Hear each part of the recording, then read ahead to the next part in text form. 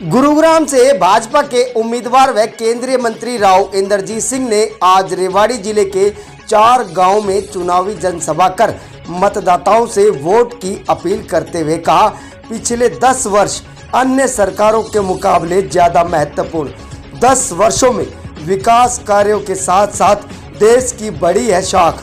अधूरे कार्यों को पूरा करने के लिए चाहिए अगले 5 वर्ष। विकसित भारत बनाने के संकल्प को किया जाएगा पूरा। अगले 5 वर्षों में विकास कार्य करने का रखा खाका। युवाओं से देश हित में वोट करने की अपील की। वोट प्रतिशत बढ़ाने का भी किया आह्वान।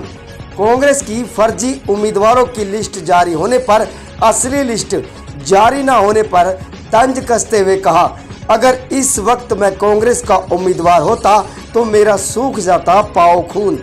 इस मौके पर लोक निर्माण एवं जन स्वास्थ्य अभियांत्रिकी मंत्री डॉक्टर बनवारी लाल ने बावल विधानसभा की जनता से अपील करते हुए कहा कि राव इंद्रजीत सिंह को जिताने में बावल की जनता तोड़े पिछला रिकॉर्ड। कार्यकर्ताओं से बूथ तक मतदाताओं को ले जाने की अपील की। सभी गांव में हुआ जोरदार स्वागत। हाँ, यस। साहब क्या कहेंगे, क्या लग रहा है? देखो, आज तो हम रेवाड़ी ज़िले के अंदर अपना चुनाव प्रचार शुरू किया है। बोलनी गांव में आए हैं।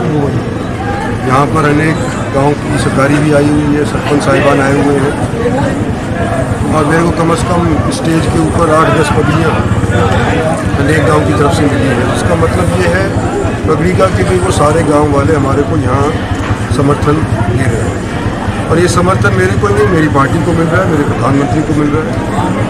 हम ये लोगों से कह रहे हैं कि 10 साल मोदी सरकार के अनेक और सरकारों से ज़्यादा महत्वपूर्ण है।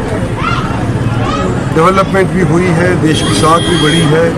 आज के दिन 5 साल मोदी सरकार को और चाहिए ताकि जो काम अधूरे रह गए वो पूरे हों और जो संकल्प लिया है कि हम जब 100 साल आज़ादी के पूरे करेंगे तो भारत एक विकसित देश बन जाएगा, उसकी नींव जो पिछले 10 साल के अंदर रखी गई है, शुरुआत की गई है, आने वाले 5 साल के अंदर उसको और सुदृढ़ बनाया जाए। तो मैं समझता हूँ कि लोग 36 बिरादरी के आज के दिन जो महसूस करते हैं कि मोदी सरकार फिर से बनेगी, मोदी सरकार देश के लिए उपयुक्त है, मोदी सरकार के नुमाइंदों को बनाना उनका फ़र्ज़ है, क्योंकि देश के प्रति वफा भी उनका फ़र्ज़ है। तो मैं उम्मीद करता हूँ कि आज जो शुरुआत करी है ये इसी तरह से आगे भी बढ़ेगी और आने वाले समय के अंदर यहाँ से जीतेगी। वोटिंग परसेंटेज को लेकर बार-बार आप चिंता जाहिर कर रहे हैं। वोटिंग परसेंटेज का इसलिए कि हमारा हरियाणा का इलेक्शन गर्मी के चरम सीमा के ऊपर पोलिंग डे पड़ेगा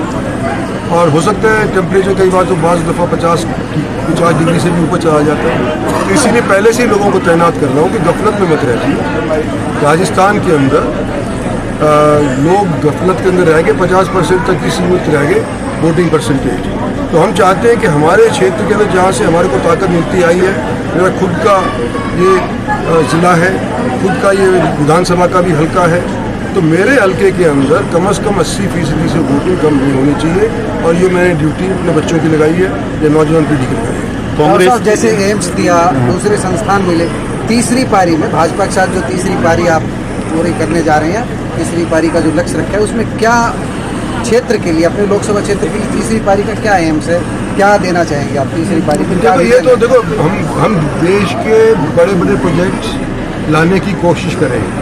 कुछ तो मुकम्मल हो गए, कुछ आधे रास्ते के ऊपर है। तो जैसे कि हमारी RRTS है, वो अभी तक हमारी पूरी नहीं हुई है, उसको हम पूरा करवाएंगे अगले 5 साल के अंदर। एम्स जो हमने उसका शिलान्यास तो करवा दिया है, लेकिन जितनी जल्द से जल्द हो सके उसके अंदर चिकित्सा शुरू हो जाए, ये हमारा लक्ष्य है।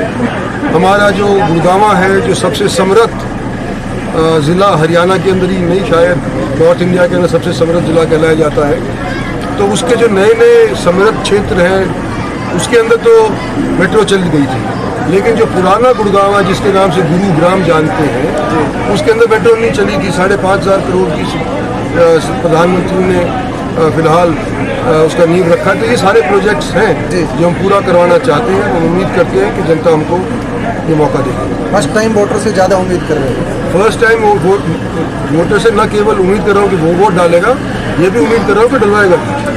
कांग्रेस की सूची राव साहब फर्जी भी जारी होने लगी है, पर असली सूची नहीं आ रही है आज तक भी। ये तो मैं तो कहता हूँ देखो कांग्रेस का अगर प्रत्याशी होता और जो आज के दिन कांग्रेस के प्रत्याशी है, कम से कम रोजाना पाव पर तो खून सूख जाता हूँ। शंकर, एक सवाल है, कांग्रेस से अगर दो चारों का नाम आ रहा है, तेजस्वी सिंह यादव, राज बब्बर, किसको मुकाबला आप अच्छे से देखने पाएंगे? देखो जिस तरह का माहौल है ना ये, उससे तो मेरे को लगता है कि कोई भी